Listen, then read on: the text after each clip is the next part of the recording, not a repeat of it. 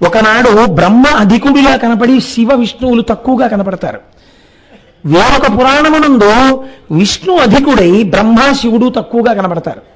రామాయణంలో ఆ శివ ధనస్సుని విష్ణువు విరిచేశారు రామచంద్రమూర్తి. హుం అన్నారు, శివధనస్సు ఆగిపోయింది. అప్పుడు ఎవరు ఎక్కువ? విష్ణువు ఎక్కువ. ఇప్పుడు మీరు రామాయణం పలికి మాలించండి అంటారా? ఆది కావ్యం మరి ఎందుకు చెప్పుకున్నావు 42 రోజులు తరించడానికి? అలాగే ఒక్కొక్క నాడు వీళ్ళిద్దరూ కాదు, శివుడు ఎక్కువ. ఇప్పుడు నువ్వు తీర్పులు చెప్పడానికి నువ్వు అక్కర్లా, వాళ్ళకన్నా గొప్పవాడు ఏం కాదు. తీర్పు చెప్తే మళ్ళీ కిందకో పైకో వెళ్ళినవాడివి నువ్వెందుకు తీర్పు చెప్తావు? జ్యోతిస్తంభం అంటే ఏమిటో తెలుసా అండి? అదే అంతటా ఉన్నది. ఎన్ని దీపాలు వెలుగుతున్నా వెలుగుతున్నది ఒక్క జ్యోతి రూపమే. ఇన్ని రూపాలుగా ఉన్నది ఒక్కటని నువ్వు తెలుసుకోవడం జ్యోతిర్లింగ ఆవిర్భావం. కాబట్టి ఇప్పుడు ఈ అర్ధరాత్రి వెలిగినటువంటి జ్యోతిస్తంభం వెలిగితే